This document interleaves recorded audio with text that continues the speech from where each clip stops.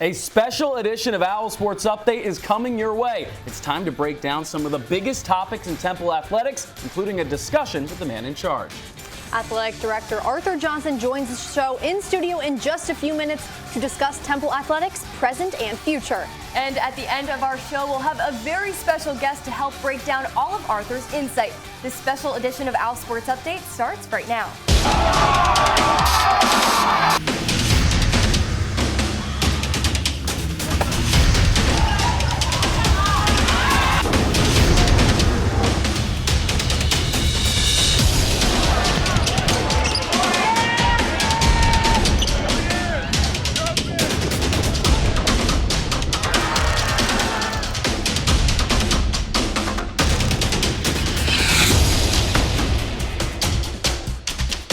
Hello, everyone, and welcome into the special edition of OwlSports Update. Alongside Luke Emilie and Emilie Cochran, I'm Brielle Berry. Soon we'll bring on Athletic Director Arthur Johnson to take us through his first year and a half as Temple's AD and what lies ahead. But first, the state of Temple athletics. It's important to analyze the yearly differences in wins and losses and culture and all that lies in between for some of Temple's biggest programs. We'll start with some football. Let's jump back to the Rod Carey era. What a time. Temple let Carey go after a 3-9 record in 2021. And then with Stan Drayton's first year, they followed up with an exact same 3-9 record. But the culture, coaches, and QB were arguably the biggest changes between the two seasons and coaches. To start the 2021 season, QB1 Dwan Mathis injured his ankle in a matchup against the Rutgers, and he ended up only playing 7 games throughout the 12-game season. Under Carey, the Owls averaged just 16 points per game, but it wasn't just the stats. The strong culture and atmosphere were lacking as well. Flip the switch to 2022, a new coach, atmosphere, and mindset. Just a few games into the season, Stan Drayton made the decision to replace former QB Dwan Mathis with true freshman EJ Warner. Warner stepped in like a pro and led the team as an 18-year-old fresh out of high school. In comparison to the previous year, the Owls averaged about 22 points per game under a first-year head coach and were really just a few plays here and there away from being 6-6. And Emilie, you hit a lot on the offense and the culture. I want to look at the defense for a second. This is a team that jumped to the top 10 in the country in sacks and tackles for loss. Give Leighton Jordan and Jordan McGee a lot of that credit, combining for over 13 sacks this season. So for me, I didn't have too many expectations coming into Stan Drayton's first season as head coach. Still getting acclimated to that new system, but the benching of Dwan was definitely surprising. Not so much the way he was playing because I understood the decision, but I had no idea that EJ Warner would actually step up and perform the way he did, so definitely very impressive stuff from EJ. Now, coming into this past season, expectations were pretty high for the men's basketball team, a roster with all of Aaron McKie's guys. Most importantly, Caleb Battle was back after suffering a foot injury just 7 games into the season before, and the Owls finished the 2021-2022 campaign with an overall record of 17-11. Not too bad for a team playing without Battle. Now, Damian Dunn was back for another year, and things looked promising. The Owls lost their first game of the season in overtime versus Wagner, but then beat ranked Villanova at the time at the Liacouras Center just days later. The team then lost to Maryland Eastern Shore, but defeated #1 ranked Houston. There was a real lack of consistency. And finally, in the AAC tournament, Temple lost in the first round for the 3rd straight time under Aaron McKie, another .500 season. Days later, McKie stepped down from his position and transitioned into a new role, special advisor to the athletic department. Yes, and that Caleb Battle situation with Aaron McKie was definitely difficult to understand at the time, and we still don't know the full story even now. But you hit the good points about having so much potential in the beginning of the season, and with the losses that you mentioned earlier and just the dynamics of the team, it was definitely hard for players and coaches to really just focus on what was going on the court. And now we've seen the aftermath of all of it. 6 guys entered the transfer portal. Dunn, Battle, Jourdain, and Reynolds all left. Heiser Miller is back. Zach Hicks still in the decision-making process. A lot to figure out, but we do know it is now the Adam Fisher era. Now let's stick on the hardwood. The women's basketball team is trending up. And in terms of wins and losses, it might not seem like it, with 11 wins this past season compared to 13 the year prior. But heading into this season, the Owls lost their head coach, and oh yeah, their all-time leading scorer, Mia Davis. There were a lot of holes for incoming head coach Diane Richardson to fill and a culture to reinstate when she arrived on North Broad. A shadow that loomed over the team was 2 players leaving voluntarily and 2 others being dismissed from the team in late January, including key contributors Anaya Gordine and Jaisha Clinton. But amidst a season of transition on the roster, the coaching staff, and even the court the team played on, there are positives to take away from this season. The team averaged over 63 points per game, Temple's most in 3 seasons. Aaliyah Nelson came from Towson with Richardson and earned second-team All-AAC. And Richardson instituted a culture of family that the team desperately needed. I love all the points that you hit on. They added Demi Washington, the transfer from Vanderbilt, so I think she'll be a key contributor to the squad this season. And also, Aaliyah Nelson is back, and I know you are excited about that, Emily. But I think one hole that they really need to fill this offseason is prioritizing finding a big. Brittany Garner is no longer going to be with the team. All her eligibility is gone, so I think that's definitely something that they need to hit on in this offseason. And I am very excited that Aaliyah Nelson is coming back to North Broad. She had such great leadership skills and energy her first year on North Broad, and I don't know if that's because Zion Richardson was coming with her and a bunch of her friends and teammates were along with her, but I'm certainly excited to see what she will bring year 2 with, I'm sure, 100 times more energy and authenticity to the court. Now, there's one man who oversees this all. Athletic Director Arthur Johnson is the reason Temple has 3 new coaches in its 3 highest profile teams. He hired Drayton, Fisher, and Richardson. Johnson came from the University of Texas, where he served as Senior Associate Athletics Director for Administration and Operations, holding that position since 2014.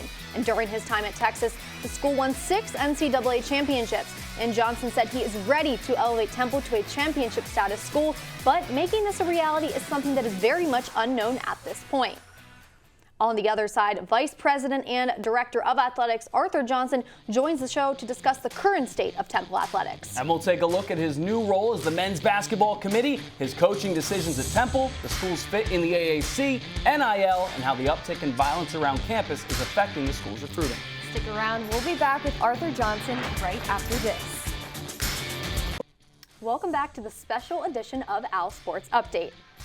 It's time to welcome on Temple's Vice President and Director of Athletics, Arthur Johnson. Thank you for coming on. No, thank you. Thank you for having me. What's your evaluation process when it comes to coaches, whether they're stepping out or whether it's time to move on? What's that evaluation like for you during and at the end of the season? Well, let's talk about Coach Frank first of all. Yeah. She made that decision. Yeah. Let's be real clear. She came to see me earlier in the summer, and she had talked about it, but we had talked about it when I first got here. Obviously, someone who's been around 40 plus years, you know at some point is going to have a transition. Well, I didn't have any experience in the fencing world, so we kind of joked about it. It's like, okay, you cannot go anywhere, but if you go, you need to make sure you have somebody for me, because I don't know that space in terms of evaluating it. And she gave me an envelope, and I wouldn't open it. I said, you can tell me when to open it, but I'm not going to open it. And she came at the end of the season, and she said, I think it's time. And that kind of started the process and the ball rolling. And then our administration did a great job of, when I say HR and the president's office, and working through it and understanding the significance of someone who had served Temple for so long, being a part and being able to make that decision and knowing that we were bringing a former student athlete back. Change is not easy to make. I don't take any joy in that. That's a really tough time for families, and those changes impact more than just the coach. It impacts their families. It impacts their support staff. It impacts, the kids of the support staff. We got a unique situation here. If you leave coaching for some of our sports, you can go across town and still remain a Division I coach. In other places where there is only one Division I school in that community, they likely have to move. So that those decisions truly impact them. That it wasn't planned, but the change with Coach Aaron McKee, who's obviously a legend here at Temple and someone that's well respected, and he loves Temple. We came to a mutual decision at the end of the season that he would move into another role. So I'm looking forward to working with him as a special advisor. But it was not something we were prepared for at the end of the season. But when it comes to evaluating, I wait until the end of the season to evaluate fully, and it's not just about wins and losses. It's about what we're doing academically, how the kids are behaving, how they're developing, what we're doing in the communities. And then you also have to keep in mind that you have a sport administrator that's assigned to each sport. So you're getting feedback from them as well. So I try to see how our kids are responding. I get feedback from that group collectively. And then we are very fortunate to bring Coach Adam Fisher and his wife Rebecca, bring them to our family along with their daughter. So I'm looking forward to working with him and watching him grow and see where he can take us. So you kind of touched on Aaron McKee stepping down, moving into that new role, and bringing in Adam Fisher. So what was that hiring process like, and how did you go about talking to potential candidates? It was we did use a search firm, an executive search firm. We worked with Glenn Sugiyama and his team at DHR Global, which is an international firm. Typically, we work with those firms because they do a lot of background work for you. They know the market, they know information. But we really, you spend time just reaching out to people that you know. There were some key things that I was looking for. Number one, I wanted a good person. So a good person, that makes it easier for me. I don't have to worry about, are they going to be interested in academics? Are they going to follow the rules? It's very important that we follow the NCAA rules and we treat our kids right. So that piece was important.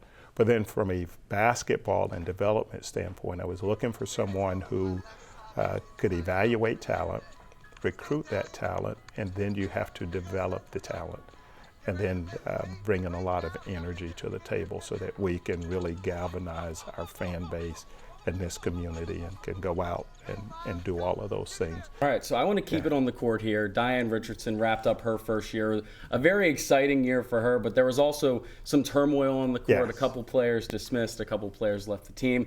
I want to know, what's your role like in that? Because I've read so many articles about valuing the student athletes. So I know, and you mentioned it's a tough spot when you have to go through situations like that. What is your role in that decision-making process? No, well, the coaches, first of all, they get to make those decisions on who's on their rosters. Now, what I'm big at is protecting their scholarships. So in terms of trying to understand what the issues are and respecting that the coaches have the right to make decisions on who's on their teams. But when it comes to the scholarships, it's very important to me that we protect the young people and we try to help them grow and develop. Ultimately, the graduation is the goal of students who matriculate here, who come here to get a degree. So it was tough. There were some things that she was dealing with all year, and it just did not work. But I wouldn't put the blame on the kids or the coaches. It's just something that didn't work. I mean, I think some decided that they did not want to play anymore, which I remind people, they don't force anybody to compete in college athletics. So keep that in mind when you ask future questions later. It's an opportunity that's provided, and it's all volunteer. So last time you were on the show, NIL was still a fairly new thing, and you said your priority was educating Temple athletes. So how would you evaluate where Temple is at in the NIL world right now? For the NIL space, I think we have a very good platform. I've built on broad platform based on the 4 C's, and that's Justin Miller now is our czar, so to speak, of the NIL, and working closely with Christy and Vaughn and Teresa in that group, so he'll go around and visit with everyone. We started the Temple Owl Exchange, which is the platform where businesses can go on and sign up and then work with our student athletes who are in that space. We have over 100 deals in the pipeline, about 52 kids who take advantage of that. And then we had 3 incredible alums who are extremely supportive, from Andy Call to Chris Screary and Seth Goldblum, who went out and they started the Temple Tough Fund, which is a collective. The collective is still in the early stages. We got started late on it. The NCAA has gone back and forth, or initially we could not be involved at all. Now we can be a little bit more involved. So we've tried to promote it and we've tried to push it. But my first obligation is to make sure we provide for Temple University. At the same time, I'm big on NIL and the collective, but mainly for retention more than for recruiting. Yeah. All right. Well, that's all the time we have for now. We're up against another break. We'll have more with Arthur Johnson on the other side. Welcome back. We have more with Athletic Director Arthur Johnson. Now, Mr. Johnson, I want to move into some more of the stuff at the top at Temple University. We had a change in leadership with President Wingard stepping out. How does that affect you and your role here at Temple? Well, obviously, President Wingard was the reason he selected me to give me this incredible opportunity. So it initially was a gut punch. I still care for him and his family. I've gotten to know them over the last year and a half. At the same time, I also realized that I have a job to do and responsibilities. We still are student athletes, and just like you as students continue to go to class, life continued. So my big thing was to make sure I kept our leadership team and our head coaches understanding that our student athletes still needed us to serve them. So from that standpoint, I could not let it impact me. I've been through change before, and change is like a river. It is constantly happening and moving, and sometimes it can be positive and sometimes it's negative. So, but at the same time, we still have a responsibility and an obligation to our student athletes to continue moving forward. So transitioning from the presidential side of things to back to the athletic department. Yeah. So in order for the athletic department to grow and thrive as a whole, they tend to look at improving those facilities. So where are we at with things like the indoor tennis court? Because I know the tennis team said they're looking to get a bubble over their court. So what's on your wish list? Yes, tennis did talk about a bubble over the courts. I can tell you that's not something that could happen based on our space. However, there's a potential for a new tennis courts, so we have some renderings and some drawings on that. One of the things down at the Temple Sports Complex, ideally we would have a strength and conditioning center down there and a bigger weight room, and that's a weight room, and a bigger sports medicine area. But we also have general maintenance. You know, you have to replace turf fields at a certain time. You have to replace systems. What I've heard recently in one of those meetings is Lear Coors, you know its age. The systems in there, you have to start monitoring those and may have to put more money aside to make sure those systems, the guts of the building is incredible. It's an incredible place to play basketball. We got a great setup, but underneath it and behind it, there are some systems that we have to upgrade. So we're kind of monitoring it all. Yeah, there's a lot of change going on here and with all those potential facilities. Yeah. What about the change in the American Athletic Conference? Do you guys feel comfortable where you're at with all the change going on? I feel comfortable about it. We're in a great conference. The American, we're very fortunate to be in the American. We have 6 new schools who will be joining us this year. Those 6 new schools are different areas. South Florida with Florida Atlantic coming in addition Birmingham, so we'll hit Alabama, and then in North Carolina, Charlotte, so that'll give us a couple of more schools in this time zone. And then in Texas with Houston being one of the schools that's transitioning out, we'll still be in that Houston market with Rice. And then we also pick up the San Antonio market, which is one of the 10th largest markets in the country, and that'll be pretty good. And we'll still obviously be in the Dallas area with SMU and with SMU being there, and then North Texas coming on board. So we have an opportunity to get great exposure for the university in different parts of the country. Obviously, it will be helpful the more we win. So with all the violence that's happening in Philadelphia, especially around Temple, is that hard to find recruits? What does that kind of look like? It is something. It's a conversation that our coaches and staff have to have with people. It's a concern for our parents, the parents of our current student athletes. It's a concern for our student athletes. At the same time, we have some resilient people just like our student body.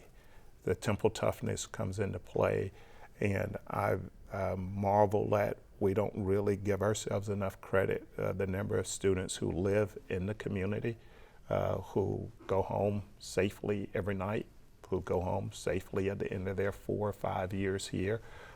They get to learn a lot, as one of our student athletes mentioned last night.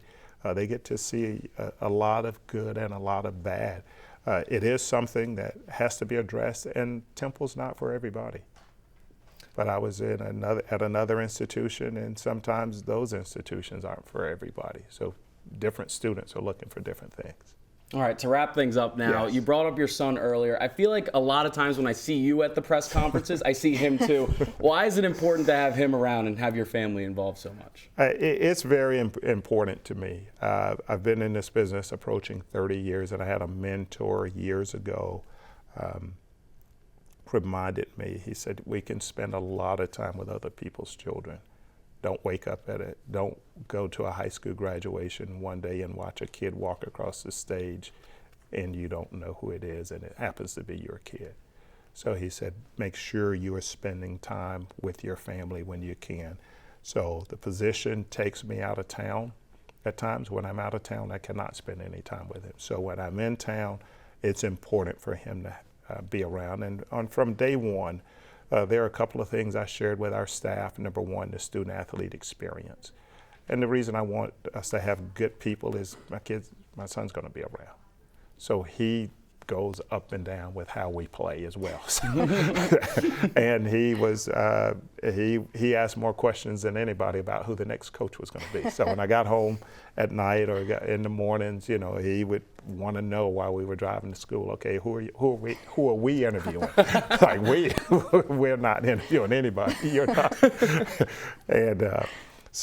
And then I get in trouble with my wife because she thinks he has too much information because he's listening to conversations. But I told our staff also, in addition to being aligned with the university and with the leadership, is that I wanted their families around for the same reason. And I think if they can keep their families, their kids safe, I want them around at events and at games and seeing this incredible environment that we get to work in every day.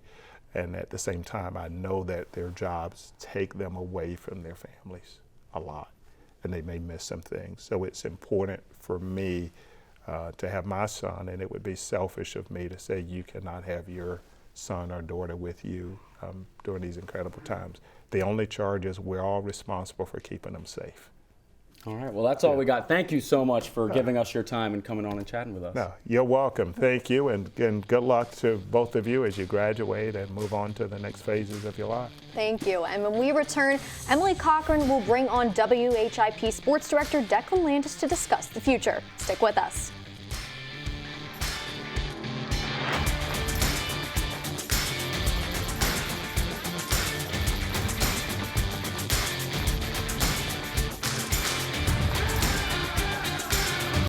Welcome back to this special edition of OwlSports Update. I'm Emilie Cochran.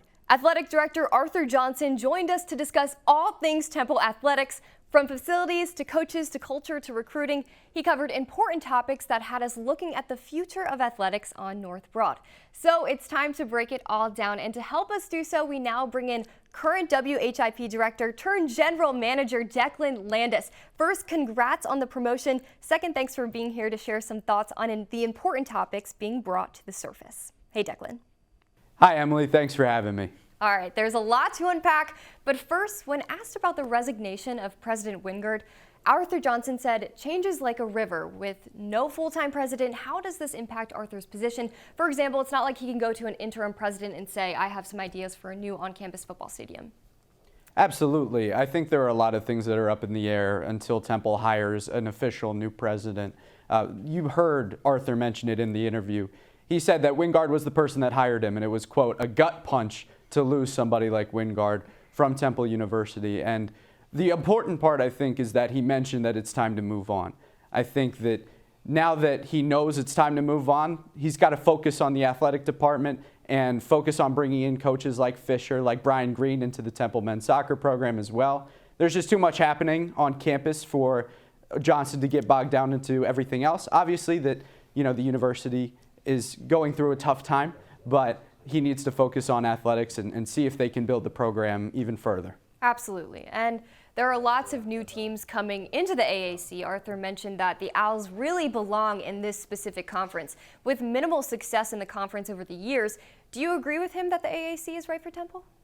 I do. I think that this is a really interesting time for Temple athletics. Obviously, with so many new coaches that were hired over the past couple of years when Johnson was first brought on, this is really a new look Temple athletics program. I think there's so much time for this program to develop. We haven't really fully seen the potential of what Temple athletics could be. we're not even close in my mind to discussing going to a new conference. I think the American is the right place at the right time for Temple to see what they can be and to grow up against the new incoming schools and see what they could be maybe in the future as well.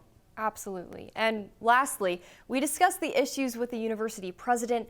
Add in the violence around the city, the TUGSA strike on campus. The headlines have certainly not been good for Temple. Should Mr. Johnson be concerned that this will make it tougher to recruit top-notch athletes? Well, he mentioned it as well. I think the biggest part is bringing athletes on campus, understanding what it means to be on Temple's campus. Obviously, it's a very tough time for this university, like I mentioned earlier, but the only way you're really going to have recruits understand what it means to be at Temple is to bring them here and to show them what Temple can be. I think that obviously there are so many extenuating circumstances that are very tough, and ultimately the people that want to be at Temple will come to Temple, but you have to show them what Temple University is outside of just the headlines as well. Absolutely. Well, thank you so much, Declan, for joining us today. That is all the time we have for this special edition of OwlSports Update, our sit down with Arthur Johnson. Make sure to follow along our final week of coverage as the semester winds down by following us on social media at OwlSports Update.